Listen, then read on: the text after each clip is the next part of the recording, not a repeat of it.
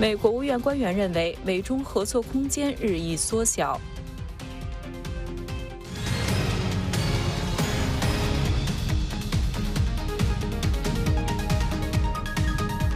各位观众，大家好，我是卡拉，欢迎收看《美国观察》。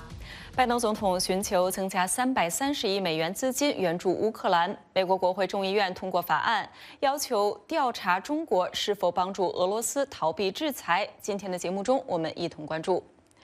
美国总统拜登周四要求国会增加330亿美元的资金，帮助乌克兰抗击俄罗斯入侵。白宫说，这项提案预计可以满足乌克兰5个月的需求。其中200亿用于给乌克兰的军事援助，以及提高邻近国家的防卫力量，还有85亿美元的经济援助，帮助泽连斯基政府运作，30亿美元用于食品和人道主义项目。I just signed a request to Congress for critical security, economic, and humanitarian assistance to help Ukraine continue to counter Putin's aggression, and at a very pivotal moment. We need this bill to support Ukraine in this fight for freedom, and our NATO allies, our EU partners, they're going to pay their fair share of the cost as well, but we have to do this. We have to do our part as well, leading the alliance. The cost of this fight is not cheap, but caving to aggression is going to be more costly if we allow it to happen. The cost as well, but it's critical this funding gets approved and approved as quickly as possible. You know, long before Russia launched its brutal invasion, I made clear how the United States would respond, predicted they would invade, and they surely did. We said we'd not send U.S. troops to fight Russian troops in Ukraine, but we would provide robust military assistance and try to unify the Western world against Russia's aggression. I said I would impose powerful sanctions on Russia, and that we destroy this myth that somehow they could continue to move without the rest of the world acting. That we deploy additional forces to defend NATO territories, particularly in the east along the Russian and Belarus borders. That's exactly what we said we would do, and we did. You know, we're not attacking Russia. We're helping Ukraine defend itself against Russian aggression. And just as Putin chose to launch this brutal invasion, he could make the choice to end this brutal invasion. Russia is the aggressor. No ifs, ands, or buts about it. Russia is the aggressor, and the world must and will hold Russia accountable. Russia's continued assault is yielding immense human cost. We've seen them leave behind horrifying evidence of their atrocities and war crimes in the areas they try to control. And as long as the assaults and atrocities continue, we're going to continue to supply military assistance. And I might note parenthetically, you know, there's a 在一封致国会的信中，拜登总统警告说，如果任由普京继续对乌克兰的侵略，那么代价将是巨大的。他说，这场战斗的成本很高，但是屈服于侵略的代价将更大。拜登还希望能够从俄罗斯寡头那里取得更多资金，用来支付战争费用。白宫表示，拜登总统的提议将让美国官员得以没收更多寡头的资产，将这些没收的资金交给乌克兰，并进一步将逃避制裁定为犯罪。提议的步骤包括让司法部使用严格的美国打击黑手党敲诈勒索法，对逃避制裁的人提起诉讼。美国国会众议院通过法案，要求国务院就中国是否对俄罗斯提供任何援助逃避制裁提交评估报告。有关详情，下面连线美国之音记者李义华为我们介绍。义华。这项专门针对中国和俄罗斯之间的合作的这个关系来进行调查的法案呢，星期三傍晚是以394票赞成、3票反对的这种压倒性的表决结果通过了众议院。那么法案呢是直接点名了中国国家主席习近平，要求国务院呢在法案通过30天内来向国会提交一份评估报告，说明这个中国和俄罗斯之间的关系，以及中国是否有对俄罗斯提供任何的实质帮助，以及这个中国是否有帮助俄罗斯来规避国际制裁。那么法案还要求国务院呢，在提交报告之后，每90天必须要针对这份报告的内容来进行更新。那么提出法案的共和党联邦众议员巴尔呢，在星期三的院会发言中，也特别谈到了中国和俄罗斯的这个合作和关系呢，已经严重威胁到了美国以及美国的盟友。我们来听听巴尔众议员在星期三院会发言怎么说。holy alliance between the Chinese Communist Party and the authoritarian oligarchs running the Kremlin is a serious threat to the United States and our allies, and it's enabling this illegal aggression against Ukraine. On February 4th, Russia and the CCP released a joint statement following a meeting with Vladimir Putin and Xi Jinping, outlining a strategic partnership with, quote, no limits. Following Russia's illegal invasion of Ukraine, China refused to condemn Russia's gross violation of international law. China has continued to be silent while Russia targets and kills innocent women, children, and civilians in Ukraine. Instead of condemning Putin's war crimes, the CCP is rewarding them. On February 28th, after the invasion, the CCP struck a massive deal with the Russian energy company Gazprom. Gazprom will deliver 50 billion cubic meters of natural gas per year to the CCP under the agreement.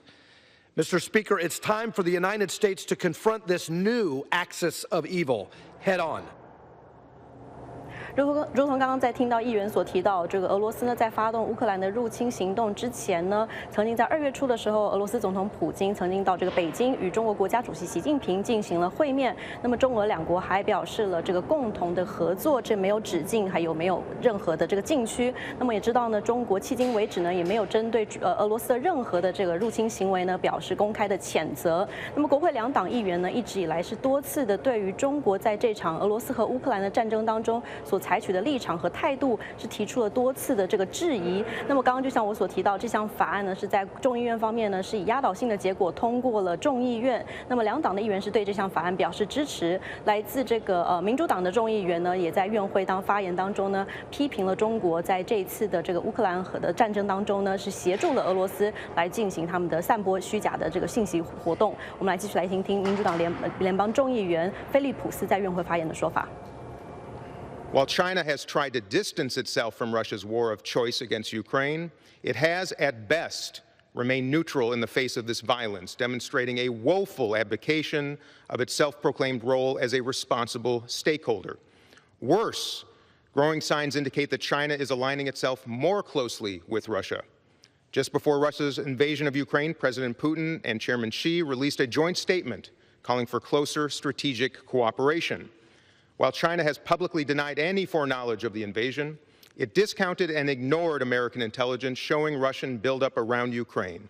And at no point since the invasion began has China condemned Russia for its invasion, nor for its subsequent human rights atrocities. The PRC has chosen to employ a disinformation campaign to spread harmful narratives about Russia's assault on Ukraine. Both within China and abroad, the PRC is promoting Russian propaganda about the war and echoing Russia's absurd justifications for the invasion, going so far as accusing the United States for Russia's one-sided aggression.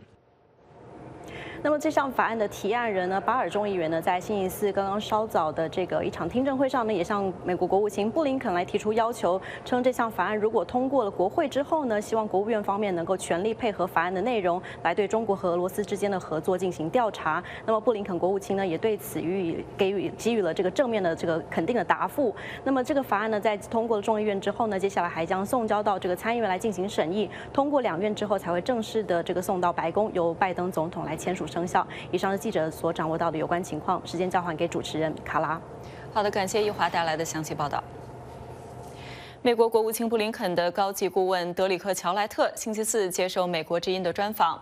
乔莱特说，美中可以合作的空间在俄罗斯军事入侵乌克兰之后越来越小。乔莱特并未透露布林肯国务卿何时将发表对华政策演说。下面我们连线美国之音驻国务院记者站主任张荣香来了解详情。荣香首先给我们介绍一下，这个乔莱特他在和你的专访之中，就俄罗斯军事入侵乌克兰之后中国的角色做了怎样的说明？我们也先来说说一些新的发展，就是在俄罗斯对乌克兰军事入侵之后呢，进入2个多月。那么这个星期，联合国秘书长古特雷斯分别和俄罗斯总统普京以及乌克兰总统泽连斯基进行了会晤。美国国务卿布林肯和古特雷斯保持了密切联系。那么布林肯的高级顾问乔莱特告诉美国之音，美国并不认为普京是真的愿意进行和谈的。那么另一方面，布林肯国务卿曾经表示，美国并没有看到中国对俄罗斯提供武器。那么针对美国之音记者询问，在美国政府呢宣布种种的制裁措施之后呢，一些外国企业，包括了欧洲以及中国企业，是否会由于某些的商业行为而遭到波及，也就是所谓的2级制裁？对此，乔拉特表示呢，如果有任何人、任何公司呢是企图来逃避这个美国所宣布所针对俄罗斯寡头俄罗斯政府所进行的制裁措施，那么将会付出代价。接下来我们来看看乔斯特是怎么说的。Well, the United States has been very clear. President Biden in his conversations with President Xi, Secretary Blinken in his conversations with Chinese Foreign Minister, that China will pay a price if it is seen as assisting Russia, either providing it direct assistance, particularly military assistance, or assisting Russia in evading its sanctions. China knows very well the economic consequences that it could face if it's seen as helping Russia. And China itself is suffering because of the sanctions we have placed on Russia. And so we are hoping that the Chinese make the decision not to support Russia. They, of course, have talked about a relationship, the U.S.-China, or the China-Russia relationship is one that says, as quote-unquote, no limits. That was the language of the joint statement that they released prior to the Olympics. But we're very watchful of what China is doing and made very clear to them the consequences of their actions if they choose to provide that kind of support to Russia. 是荣先，我们知道本周美国国务卿布林肯是告诉美国国会议员说，他计划在不久的将来要详细的阐述美国的对华政策。那么乔莱特对此有什么说明吗？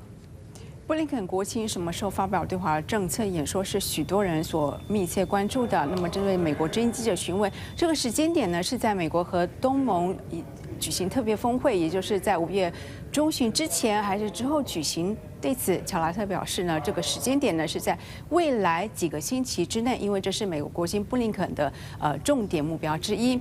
那么乔拉特还表示呢，随着俄罗斯入侵乌克兰之后呢，美中之间可以合作的空间呢也日益缩小。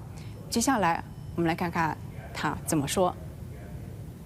Well, the U.S.-China relationship is a very complicated relationship. There are elements of it that are conflictual, clearly, where areas where the U.S. and China are going to fundamentally disagree. There are areas of that relationship that are competitive, and the United States welcomes the competition with China as long as we are playing by the same set of rules.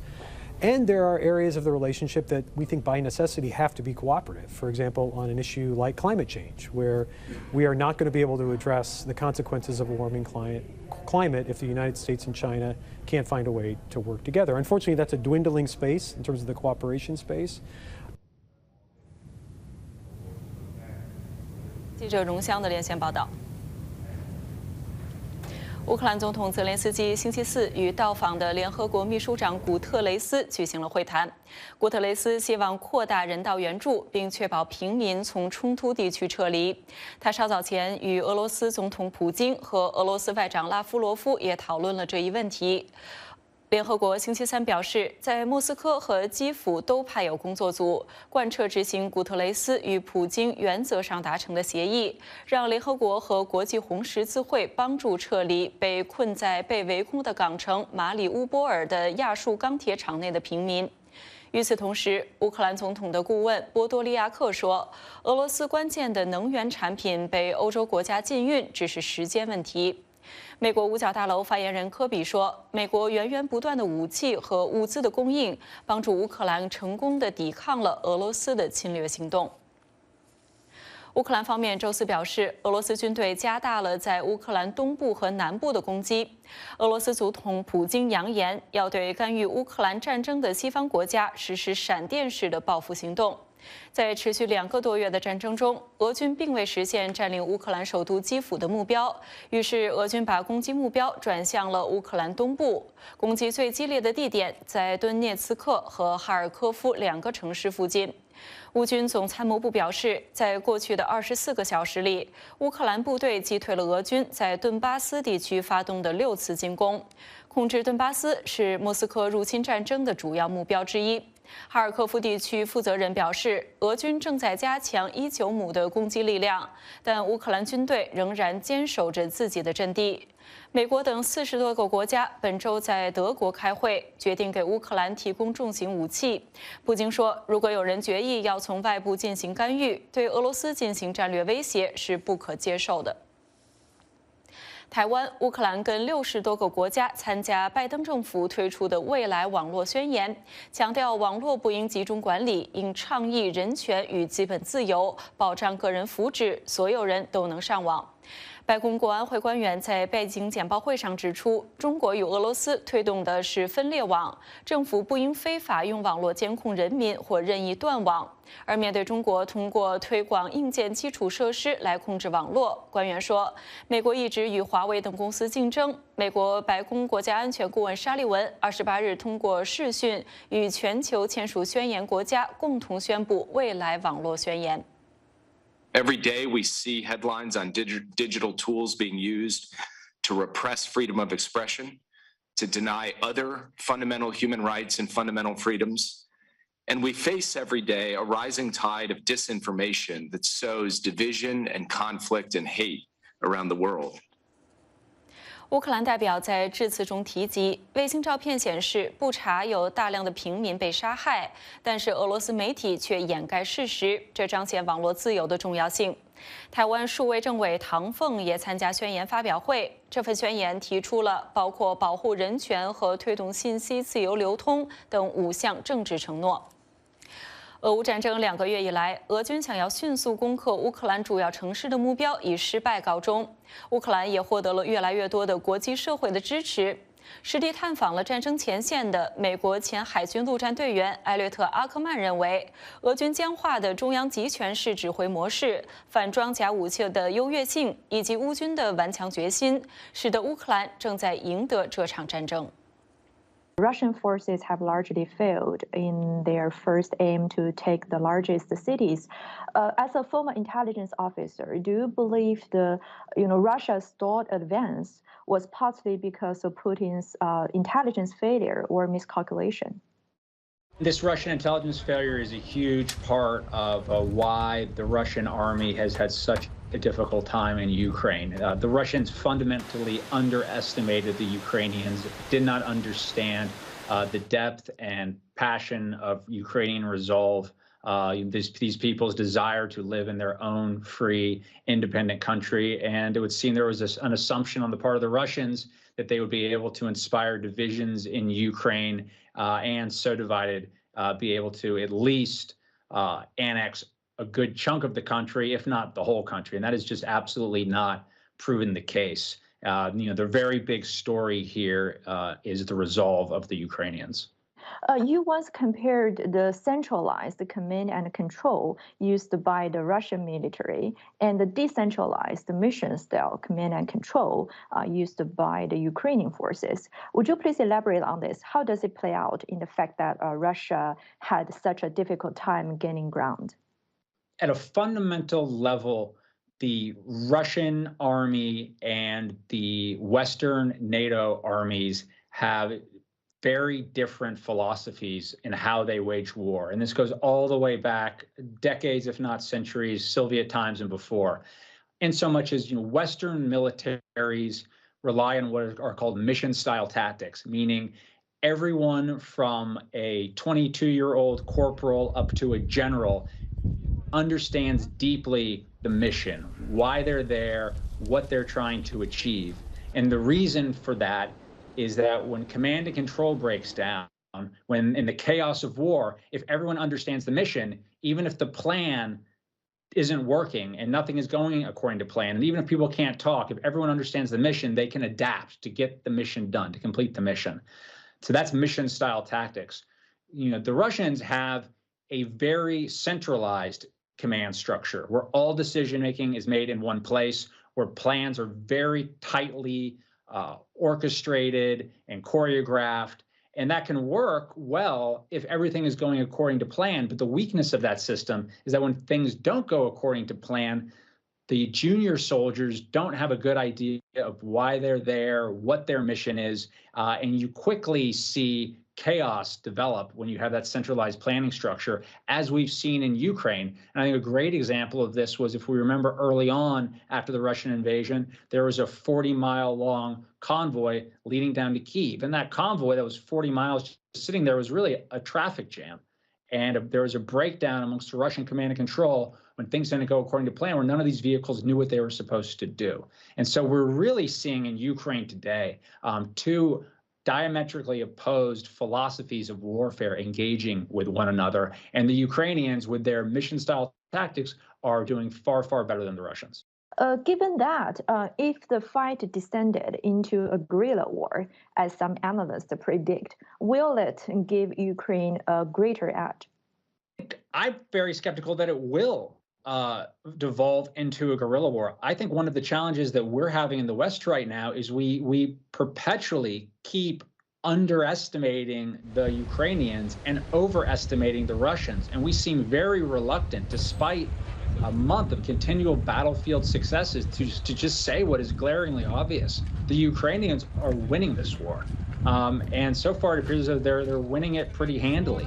If they'll still need support from the West in terms of weapons and material to keep pressure on the Russians, but they have certainly shown themselves more capable of fighters than the Russians.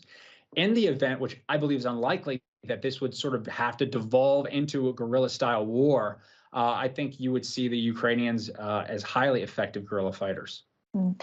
How do you see the role played by anti-armor weapons in the Ukraine-Russia war, particularly the American-made weapons like Javelin?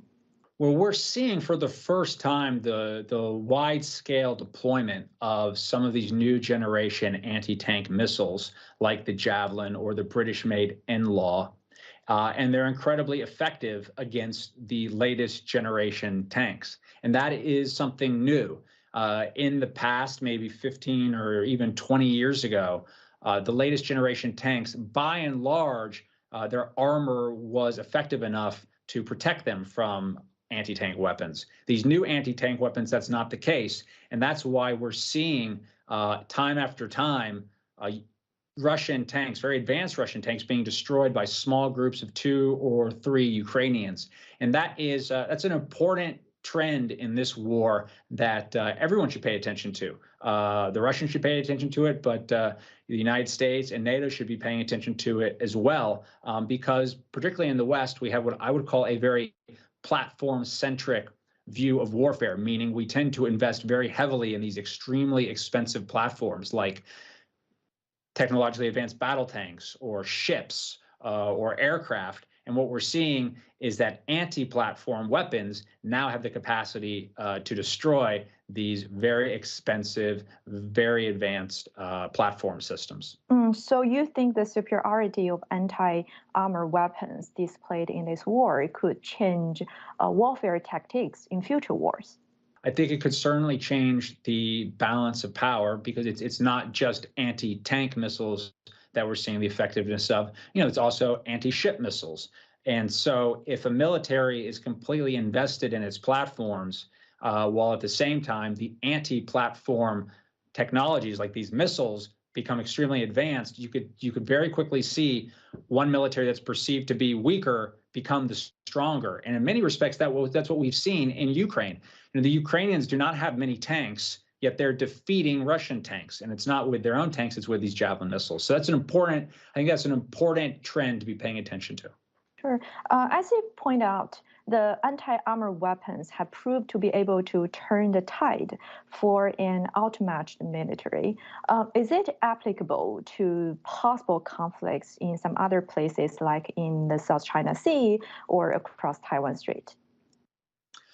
I think it certainly is. It's that same idea of the ascendance of anti-platform weapon systems. So, for instance, shore-based missiles we're seeing have now extended ranges and extended lethality. So in any type of naval clash, like one you could imagine seeing in the South China Sea, it would show that there would be an increased level of vulnerability to large groups of capital ships like aircraft carriers and destroyers. So it's an important trend, again, for not only the Chinese military, but also the American military to watch as they're making decisions on how to invest their resources. As a former Marine who served 5 tours in Iraq and Afghanistan, has the Ukraine-Russia war refreshed or changed your view on war? Well, I think one of the things that I have observed is that the wars in Iraq and Afghanistan frequently were complex morally. The Iraq war was fought on faulty premises. The Afghan war dragged on for years and years. And oftentimes, what we were doing there didn't seem particularly clear. That is not the case in Ukraine. In Ukraine, the stakes are very clear. There is very clearly one side that is in the right here, the Ukrainians, and another side that is the aggressor and in the wrong, and that is the Russians. And so I've been engaged with war for 20 years. This is the 4th war that I've been to. I also covered Syria as a journalist, and it's the most clear-cut war that I have seen in terms of which side we should all be on and who we should all be supporting, and that is the side of the Ukrainians. All right, thank you very much, Mr. Ackerman.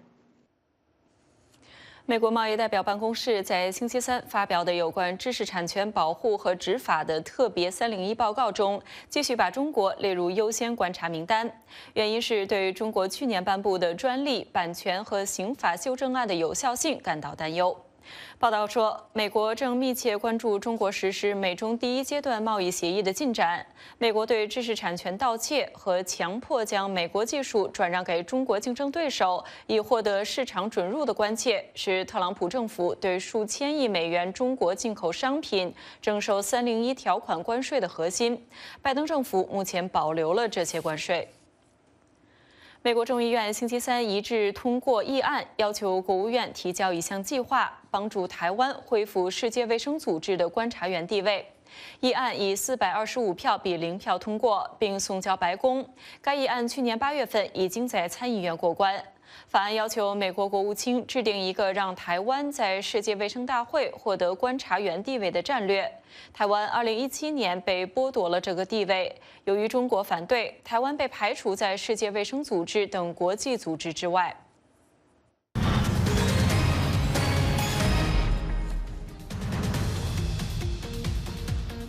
位于美国首都华盛顿郊区、占地16万平方英尺的高耸的白色摩门教圣殿，建于1974年。通常只有耶稣基督后期圣徒教会及摩门教的成员才能拜访。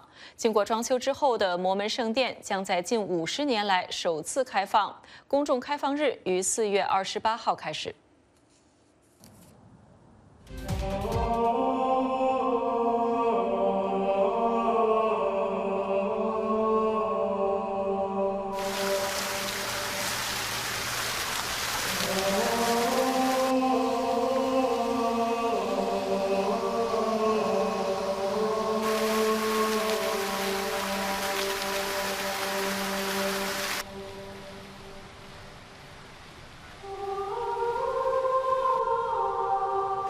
This temple was constructed in the late 1960s, early 1970s, dedicated in 1974. So it's almost 50 years old, time for a renovation and a refreshing of the interior of the temple. Here in Washington, D.C., this particular temple is very striking as you drive on the Beltway around the city. And people have seen it for decades, but they have no idea what it is or what takes place. We think it's a good idea to invite them to just come. The interest that has been indicated by so many people is very vast. So we'll see, but it will be hundreds and hundreds of thousands of people. People feel like what we do inside is secret, but as you saw today, it's just sacred. It's very sacred for us. So with every temple that we construct or renovate, we always have an open house every single time. And just to be clear, it's not that we keep people out of the temple, but it's just that it takes a special journey to be able to come in. And this is a journey of devotion, of love and faith.